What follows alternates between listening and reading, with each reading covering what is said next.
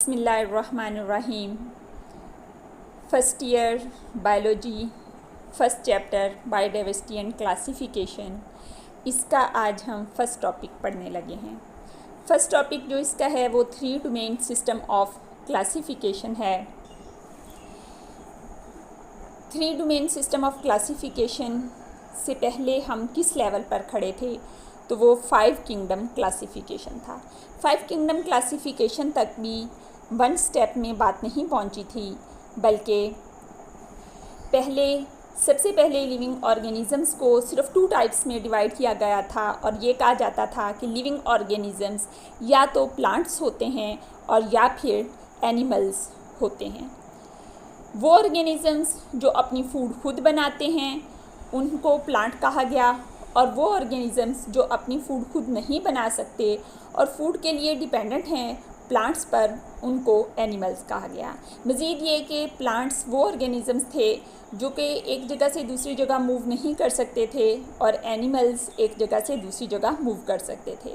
उस वक़्त नॉलेज इतना ही था कि लिविंग ऑर्गेनिज़म्स को 2 टाइप्स में डिवाइड किया गया था, और वो 2 टाइप्स थी प्लांट्स और एनिमल्स। जब मज़ीद कुछ इसके बारे में पता चला कि कुछ ऑर्गेनिज़म ऐसे हैं कि वो प्लांट्स में भी फिट नहीं आते और एनिमल्स में भी फिट नहीं आते, तो एक थर्ड कैटेगरी बना दी गई। लेकिन फिर वो थर्ड कैटेगरी बनने के बाद मज़ीद ज़रूरत महसूस की गई कि सेल की टाइप्स भी डिफरेंट हैं, यानी प्रोकैरियोटिक भी हैं, यूकैरियोटिक भी हैं। प्रोकैरियोटिक वो सेल थे जिनके के अंदर न्यूक्लियस और मेम्ब्रेन बाउंडेड ऑर्गेनेलीज प्रेजेंट नहीं थी, यानी उनका जेनेटिक मटेरियल डायरेक्टली इस तरह से सेल के अंदर पड़ा हुआ था, और मेम्ब्रेन बाउंडेड ऑर्गेनेलीज जैसे कि गोल्जी कॉम्प्लेक्स, माइटोकॉन्ड्रिया वगैरह भी इनमें नहीं थी। तो इनको कहा गया कि ये प्रोकैरियोट्स हैं। और दूसरी टाइप के लिविंग ऑर्गेनिज़म्स या दूसरी टाइप के जो सेल्स थे लिविंग ऑर्गेनिज़म्स में पाए जाते थे, वो सेल थे जिनके अंदर न्यूक्लियस मौजूद होता है और उनका जेनेटिक मटेरियल उनके न्यूक्लियस के अंदर होता है, और इनके अंदर मेम्ब्रेन बाउंडेड ऑर्गेनेलीज भी पाई जाती हैं। तो ऐसे लिविंग ऑर्गेनिज़म्स को यूकैरियोट्स कहा गया। तो अब नए सिरे से क्लासीफाई करने की ज़रूरत थी, तो उस वक़्त लिविंग ऑर्गेनिज़म्स को 5 किंगडम सिस्टम के तहत यानी 5 किंगडम्स बना दी गई और लिविंग ऑर्गेनिज़म्स को नए सिरे से डिवाइड किया गया। तो अब हम पहले 5 किंगडम क्लासिफिकेशन पढ़ेंगे। 5 किंगडम क्लासिफिकेशन सिस्टम 1969 में रॉबर्ट हीटेकर एक साइंटिस्ट था, उसने पेश किया था, और इसके अकॉर्डिंग जो 5 किंगडम्स थी उसमें सबसे पहली किंगडम मोनेरा, फिर उसके बाद किंगडम प्रोटिस्टा, फिर किंगडम फंजाई, किंगडम प्लांटी और किंगडम एनिमेलिया, यानी ये 5 किंगडम्स हैं जिनमें ऑर्गेनिजम्स को डिवाइड किया गया। इसमें जो पहली किंगडम है मोनेरा, इसके अंदर प्रोकैरियोट्स ऑर्गेनिजम्स, यानी वो ऑर्गेनिज़म जिनके अंदर न्यूक्लियस मौजूद नहीं है उनके सेल के अंदर, ये ऑर्गेनिजम्स जो हैं वो इसमें पाए जाते थे, प्रोकैरियोट्स पाए जाते थे। जबकि बाकी जो 4 किंगडम्स हैं, ये 4 की 4 किंगडम्स यूकैरियोट्स पर मुश्तमिल थी। ठीक है, तो ये यूकैरियोट्स में 4 किंगडम्स में यूकैरियोट्स पाए जाते हैं, और एक किंगडम जो है, फर्स्ट जो किंगडम है किंगडम मोनेरा, ये प्रोकैरियोट्स की थी। प्रोकैरियोट्स यानी कि वो सेल्स जिनके अंदर न्यूक्लियस नहीं होता, इन सेल पर मुश्तमिल ऑर्गेनिजम्स को हम प्रोकैरियोट्स कहते हैं। इसके अंदर बैक्टीरिया भी आते हैं और इसके अंदर तो इसके अलावा ये बेसिकली इसमें अब 2 चीज़ें आ गई, यानी कि इसमें 2 टाइप ऑफ सेल थे, एक प्रोकैरियोटिक और एक यूकैरियोटिक। और इसके अलावा ये कि लिविंग ऑर्गेनिजम्स को 5 किंगडम्स में डिवाइड किया गया था। इसमें से आप प्लांट्स और एनिमल्स को तो बहुत अच्छे से जानते हैं। मोनेरा में बैक्टीरिया और आर्किया आ गए, फंजाई में तमाम फंजाई आ गई, और प्रोटिस्टा में वो तमाम ऑर्गेनिजम्स थे जो कि बाकी 4 किंगडम्स में कहीं फिट नहीं हो रहे थे, तो उनको किंगडम प्रोटिस्टा में रख दिया कि जैसे ही उनकी प्रॉपर किंगडम मिलेगी तो उनको उस किंगडम में डाल दिया जाएगा।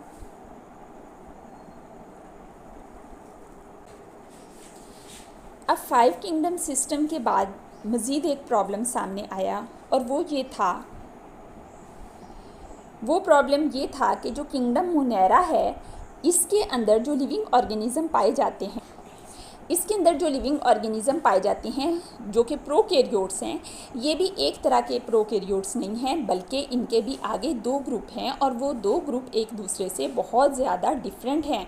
उनमें एवोल्यूशनरी रिलेशनशिप के लिहाज से इतने ज़्यादा डिफरेंसेस हैं कि एक ग्रुप जिसको हम बैक्टीरिया कहते हैं वो बिल्कुल एक डिफरेंट कैटेगरी का है, और दूसरा ग्रुप जो है वो बैक्टीरिया से रिजेंबल करने की बजाय ज़्यादा वो रिजेंबल करता है इन 4 यूकैरियोटिक ग्रुप्स के साथ। इस वजह से उनको एक ही ग्रुप में रखना ये ठीक नहीं है, बल्कि उनका एक दूसरे के साथ रिलेशन कम है, इस वजह से इनको एक दूसरे से सेपरेट कर देना चाहिए। अब सेपरेट करने के लिए इसका मतलब है कि 6 किंगडम्स बना देनी चाहिए, लेकिन नहीं, वो किंगडम के लेवल पर नहीं थे एक दूसरे से डिफरेंट, बल्कि उनको उससे पहले की एक कैटेगरी में सेपरेट करने की ज़रूरत थी।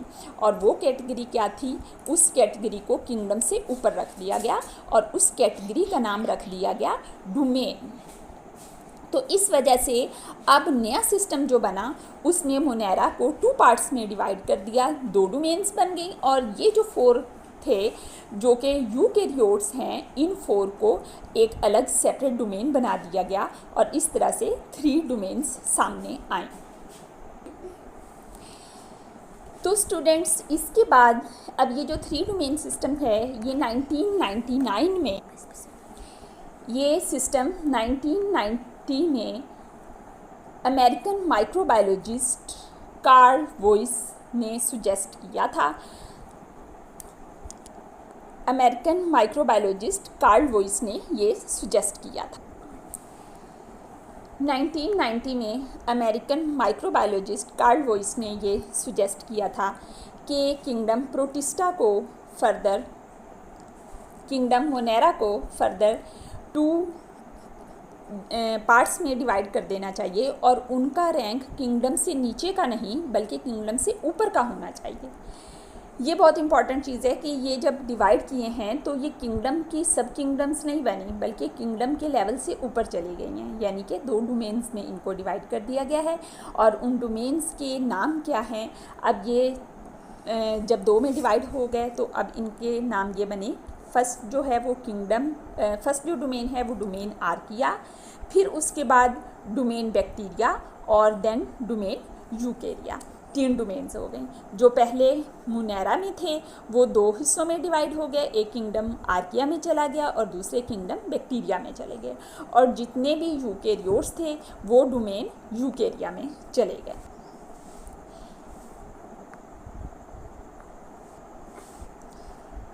नाउ बायोलॉजिस्ट बिलीव करते हैं कि आर्किया एंड बैक्टीरिया, जो कि मोनेरा को 2 में डिवाइड किया ना, आर्किया और बैक्टीरिया, इन दोनों का आपस में इतना क्लोज रिलेशन नहीं है, बल्कि ये इंडिपेंडेंटली इवॉल्व हुए हैं। सम कॉमन एंसेस्टर, इनका एंसेस्टर तो एक है, लेकिन ये इकट्ठे इवॉल्व नहीं हुए, उसी एंसेस्टर से ये इंडिपेंडेंटली इवॉल्व हुए हैं। आर्किया अलग से इवॉल्व हुए हैं और बैक्टीरिया अलग से इवॉल्व हुए हैं।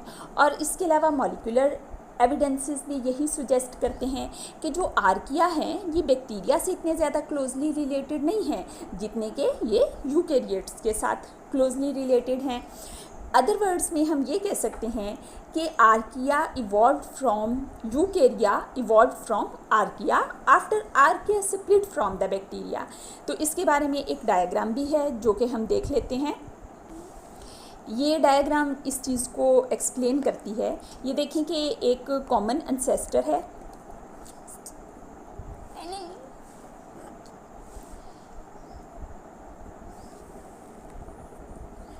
इन दोनों का एक कॉमन, यहाँ पर हम तीनों डोमेन की एवोल्यूशन के बारे में देखते हैं।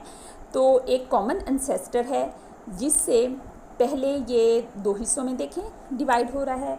एक बनी है डोमेन बैक्टीरिया और दूसरी बन गई, दूसरी जो लाइन आगे जा रही है ना, उसमें पहले उससे आर्किया इवॉल्व हुए और फिर वही आर्किया जिससे इवॉल्व हुए उसी से आगे जाके यूकैरिया इवॉल्व हो रहे हैं। जहाँ पर स्टूडेंट्स इसकी ये बेस मिलती है ना, actually that is evolutionary point.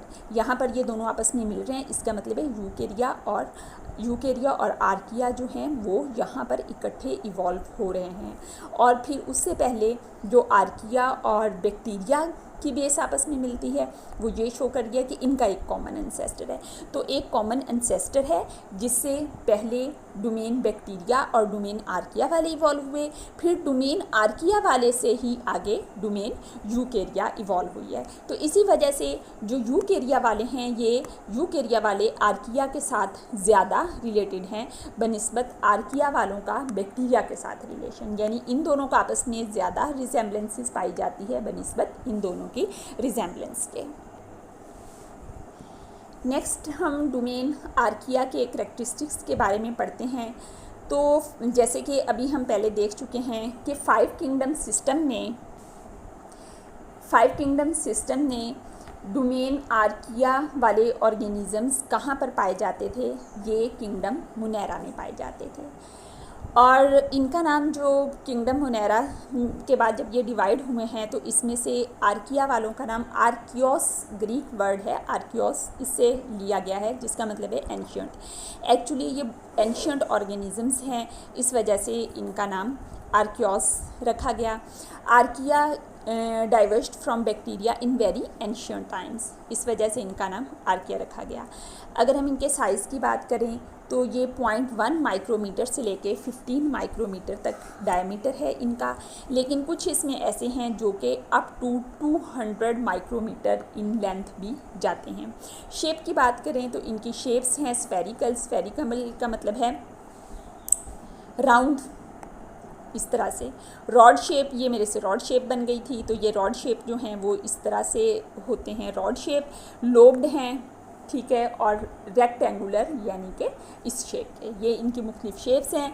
ये रिप्रोड्यूस करते हैं एसेक्सुअली, यानी कि इनमें सेक्सुअल रिप्रोडक्शन नहीं है, ये सिर्फ एसेक्सुअली रिप्रोड्यूस करते हैं।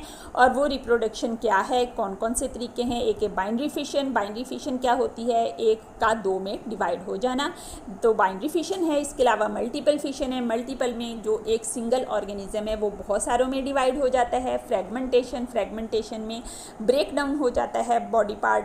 और बडिंग है, बडिंग में एक नया बड बनता है और वो सेपरेट होके न्यू इंडिविजुअल बना देता है। टिपिकल माइटोसिस और मियोसिस जो हम पढ़ते आए हैं, सेल डिवीजन के जो तरीके हैं माइटोसिस और मियोसिस, वो यहाँ पर नहीं पाए जाते। अब आर्कियोबैक्टीरिया, अब जो हम स्टूडेंट्स बार बार ये बात कर रहे हैं कि पहले ये 5 किंगडम सिस्टम में, ये मुनेरा में, किंगडम मुनेरा में ये बैक्टीरिया के साथ क्लासिफाई किया गया था इनको, तो वहाँ पर इनका क्या नाम होता था, तो वहाँ पर इनका नाम आर्की बैक्टीरिया था, यानी आर्किया का लफ्ज़ वहाँ पर भी इनके लिए इस्तेमाल हो रहा था। बस ये था कि ये किंगडम मुनेरा के अंदर आ रहे थे, बैक्टीरिया के साथ इनको क्लासिफाई किया गया था, इनको सेपरेटली नहीं क्लासिफाई किया गया। नेक्स्ट हम आर्किया को देखते हैं कि ये यूनिक क्यों हैं। इनको हम कह रहे हैं कि अलग से डोमेन का लेवल दे दिया गया, तो वो कौन से कैरेक्टरिस्टिक्स हैं जिनकी वजह से ये ना बैक्टीरिया के साथ आ सकते थे ना ये यूकेरिया के साथ आ सकते थे। तो हाउ आर आर्किया यूनिक, ये हम देखेंगे आर्किया के यूनिक कैरेक्टर्स के बारे में। तो अब हमने देखना है हाउ आर आर्किया यूनिक, ये हमने देखना है। तो इसके 4 लेवल्स पे हम देखेंगे। एक तो इनकी सेल मेम्ब्रेन डिफरेंट है, फिर इनकी सेल वॉल की कंपोजिशन, इनका जेनेटिक डिफरेंसेस पाए जाते हैं बाकियों से, और ये मेटाबॉलिक लेवल पर भी बाकी दोनों किंगडम्स से डिफरेंट हैं। तो अब हम बारी बारी इन सब लेवल्स को देखेंगे। तो इनकी सेल मेम्ब्रेन, सबसे पहला लेवल हमने कहा था कि सेल मेम्ब्रेन का लेवल है। तो इनकी सेल मेम्ब्रेन में और बाकियों की सेल मेम्ब्रेन में क्या डिफरेंस है, तो सबसे पहली चीज़ ये है कि इनकी सेल मेम्ब्रेन के अंदर ईथर लिंकेज पाया जाता है। इनकी सेल मेम्ब्रेन के अंदर ईथर लिंकेज पाया जाता है, जो कि जबकि जो दूसरे हैं उनकी मेम्ब्रेन के अंदर एस्टर लिंकेज पाया जाता है। फिर ये कि इनकी मेम्ब्रेन को आप देखें तो ये इनकी ब्रांचेस आपको नज़र आ रही होंगी, ये वाली, ठीक है, इसमें ब्रांचेस पाई जाती हैं, जबकि बाकियों की सेल मेम्ब्रेन के अंदर ब्रांचेस नहीं पाई जाती। यहाँ पर आप देखें कि ये इसमें जो रेड बॉक्स में आपको नज़र आ रहा है ये ग्लिसरॉल है, और ये जो पिंक बॉक्स में नज़र आ रहा है ये फैटी एसिड्स हैं। तो इनके फैटी एसिड्स और ग्लिसरॉल में ईथर लिंकेज पाया जा रहा है। आर्किया में ग्लिसरॉल और फैटी एसिड्स का आपस में जो लिंकेज है दैट इज़ ईथर लिंकेज, ठीक है।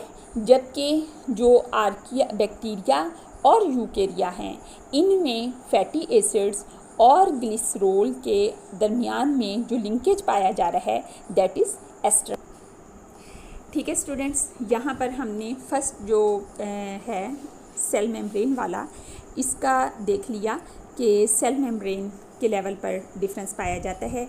जो आर्किया हैं इनकी सेल मेम्ब्रेन के अंदर ईथर लिंकेज पाया जाता है, जबकि बैक्टीरिया एंड यूकेरिया इन दोनों की सेल मेम्ब्रेन के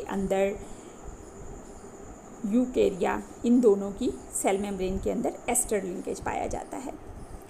फिर एक और चीज़ ये कि जो आर्किया हैं इनकी मेम्ब्रेन में ब्रांच्ड चेन फैटी एसिड्स पाए जाते हैं, जिसकी वजह से ये ज़्यादा रेजिस्टेंट होते हैं एक्सट्रीम कंडीशंस, यानी एक्सट्रीम टेम्परेचर पर भी ये रह लेते हैं, एक्सट्रीम एसिडिक कंडीशन पर भी ये रह लेते हैं, एक्सट्रीम एल्कलाइन कंडीशन पर भी ये रह लेते हैं।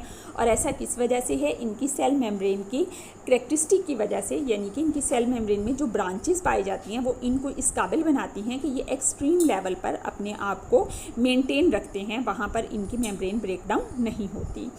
जबकि बैक्टीरिया और यूकेरिया इन दोनों के अंदर फैटी एसिड्स और लिपिड्स के दरमियान में एस्टर लिंकेज पाया जाता है, और मज़ीद ये कि ये अनब्रांच्ड हैं, और अनब्रांच्ड होने की वजह से ये उतनी रेजिस्टेंट नहीं हैं जितनी के आर्किया की मेम्ब्रेन है। नेक्स्ट जो यूनिक करैक्टर है हम पढ़ रहे हैं हाउ आर आर्किया यूनिक, ठीक है। ये हमारा टॉपिक है, इस वक्त हम इसको पढ़ रहे हैं। तो नेक्स्ट इसमें हम सेल वॉल, सेल मेम्ब्रेन को हमने पढ़ लिया। अब सेल वॉल की कंपोजिशन पे आ जाते हैं कि सेल वॉल की कंपोजिशन भी इनकी यूनिक है, जिस वजह से इनको सेपरेट कर दिया गया, बाकियों से अलग डोमेन में इनको रख दिया गया। तो सेल वॉल की कंपोजिशन इनकी किस तरीके से डिफरेंट है? Cell wall of archaea lack cellulose, cellulose भी इनकी सेल वॉल में नहीं होता, और इसके अलावा पेप्टाइडोग्लाइकेन भी नहीं होता। ये दोनों चीज़ें एब्सेंट हैं। सम टाइम इनके अंदर सूडो पेप्टाइडोग्लाइकेन प्रेजेंट होता है सेल वॉल ऑफ आर्किया में। दो चीज़ें जो कि बहुत कॉमन हैं सेल वॉल के स्ट्रक्चर में, यानी कि सेलुलोज वो भी इनकी सेल वॉल में नहीं है, और पेप्टाइडोग्लाइकेन वो भी नहीं है। तो फिर इनकी सेल वॉल में है क्या? तो इनकी सेल वॉल के अंदर सूडो पेप्टाइडोग्लाइकेन है, जो कि एक्चुअल पेप्टाइडोग्लाइकेन नहीं है, वो इनके सेल वॉल के अंदर पाया जाता है। नेक्स्ट हम अगर बैक्टीरिया की सेल वॉल को देख लेते हैं तो उसके अंदर पेप्टाइडोग्लाइकेन पाया जाता है। इसके अंदर पेप्टाइडोग्लाइकेन पाया जाता है जो कि पॉलीमर है किस किस चीज़ का? शुगर्स एंड अमाइनो एसिड्स का। और अगर हम यूकेरिया को देखें तो यूकेरिया की जो सेल वॉल है, एक तो ये कि सब में इनमें सेल वॉल प्रेजेंट नहीं होती यूकेरिया में, इसमें जो प्लांट्स हैं उनमें सेल वॉल प्रेजेंट होती है, और फंजाई के अंदर सेल वॉल होती है। जो प्लांट्स हैं इनकी सेल वॉल बनी हुई होती है सेलुलोज की, ठीक है। प्लांट्स की सेल वॉल सेलुलोज की बनी होती है, और फंजाई की सेल वॉल काइटन की बनी होती है। तो यहाँ पर हमने देखा है कि सेल वॉल के लेवल पर भी डिफरेंसेस पाए जाते हैं। जो सेल वॉल है आर्किया की वो बैक्टीरिया की सेल वॉल से डिफरेंट है। बैक्टीरिया की सेल वॉल के अंदर पेप्टाइडोग्लाइकेन पाया जाता है, जबकि आर्किया की सेल वॉल के अंदर सूडो पेप्टाइडोग्लाइकेन पाया जाता है, जो कि पेप्टाइडोग्लाइकेन से डिफरेंट है। दो लेवल पे हमने देख लिया कि आर्किया यूनिक क्यों है। एक हमने सेल मेम्ब्रेन के लेवल पर देख लिया, हमने सेल वॉल की कंपोजिशन पे देख लिया। अब जो थर्ड चीज़ है दैट इज़ जेनेटिक डिफरेंसेस। अब हम जेनेटिक डिफरेंसेस को देखेंगे। तो जेनेटिकली भी ये डिफरेंट हैं।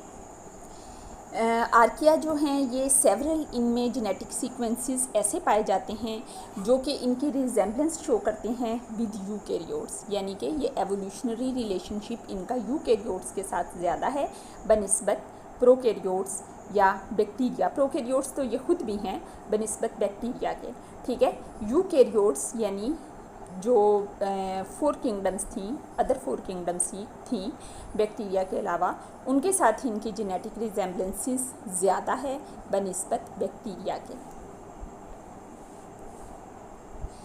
नेक्स्ट हमारा अब एक लेवल रह गया है जो कि डिफरेंट है, तो दैट इज़ मेटाबॉलिक डिफरेंसेस। हमारा टॉपिक चल रहा है आर्किया यूनिक क्यों है, ठीक है। तो हमने पहले सेल मेम्ब्रेन लेवल पढ़ा, सेल वॉल लेवल पढ़ा, जेनेटिक डिफरेंसेस पढ़े, अब हम मेटाबॉलिक डिफरेंसेस पढ़ने लगे हैं। तो मेटाबॉलिकली जो चीज़ डिफरेंट है,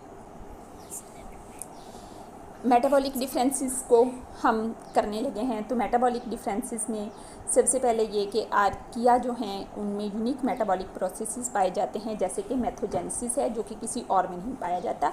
मेथोजेनेसिस वो प्रोसेस है जो कि ये ह्यूमन इंटेस्टाइन में जब प्रेजेंट होते हैं तो वहाँ पर ये जो प्रोसेसेस करते हैं उसमें methane as a by product produce होती है और इस प्रोसेस को मेथोजेनेसिस कहते हैं। ये आर्किया में पाई जाती है।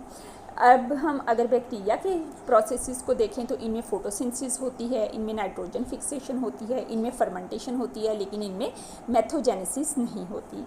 अगर हम यूकेरिया को देखें तो इनमें कम्प्लेक्स मेटाबॉलिक प्रोसेसेस होते हैं, जैसे कि फोटोसिंथेसिस है। फोटोसिंथेसिस प्लांट्स में भी होती है और एल्गी में भी होती है, लेकिन एनिमल्स में या फंजाई में नहीं होती। इसके अलावा यूकेरियोट्स में फर्मेंटेशन भी होती है। तो इसके अलावा और भी बहुत सारे प्रोसेसेस हैं जो कि यूकेरियोट्स में होते हैं, यानी कम्प्लेक्स मेटाबॉलिक प्रोसेसेस होते हैं। जबकि आर्किया का जो यूनिक प्रोसेस है जो कि किसी और में नहीं पाया जा रहा, वो है मेथोजेनेसिस। और ह्यूमन में जो इंटेस्टाइनल गैस प्रोड्यूस होती है वो भी मेथोजेनेसिस के प्रोसेस से ये आर्किया ही हैं जो कि प्रोड्यूस करते हैं।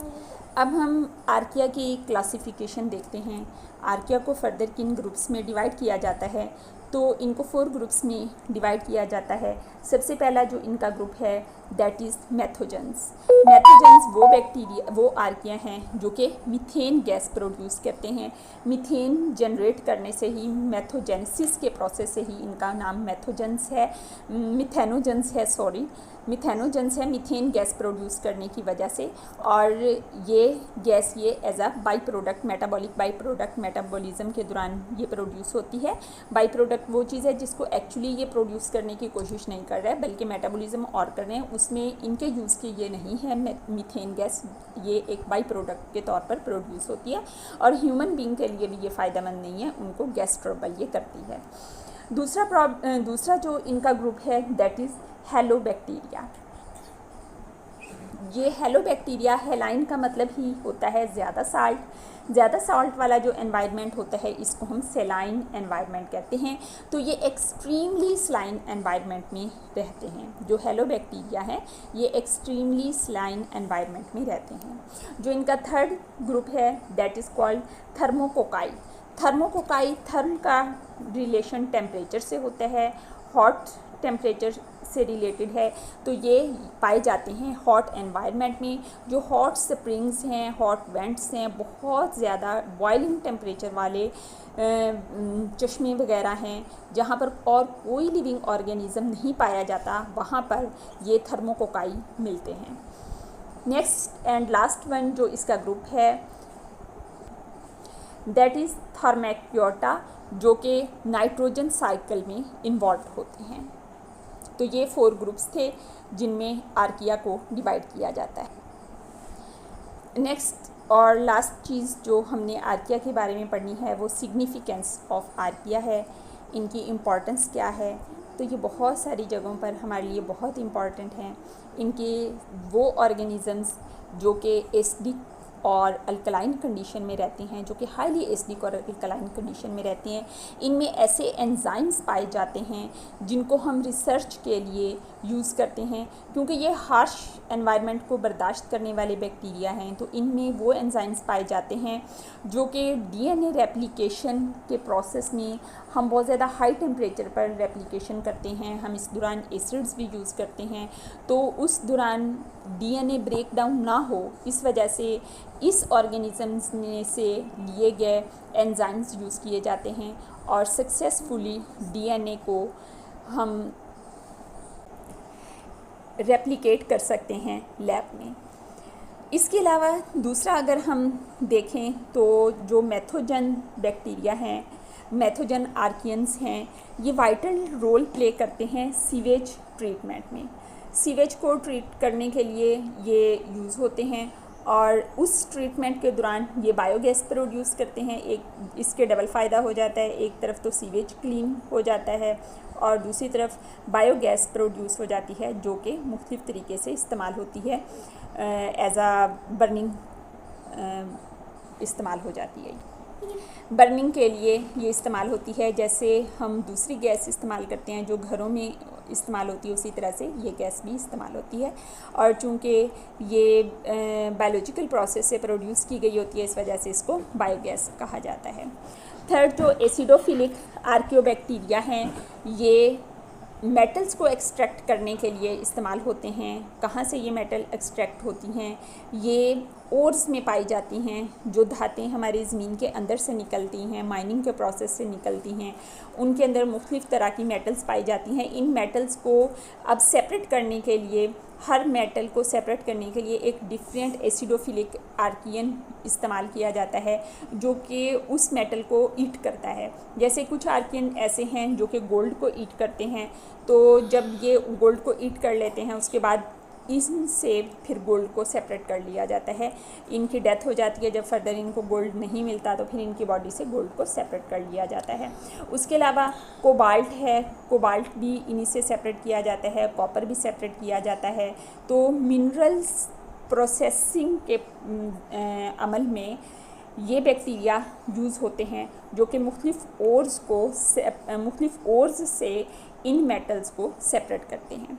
तो यहाँ पर हमने आर्किन की इम्पोर्टेंस भी देख ली, आर्किन के बारे में सारा जितना हमारा सिलेबस में शामिल था वो देख लिया है। उम्मीद है आपको ये टॉपिक समझ आ गया होगा। नेक्स्ट हम मिलेंगे नेक्स्ट टॉपिक के साथ। अल्लाह हाफिज़।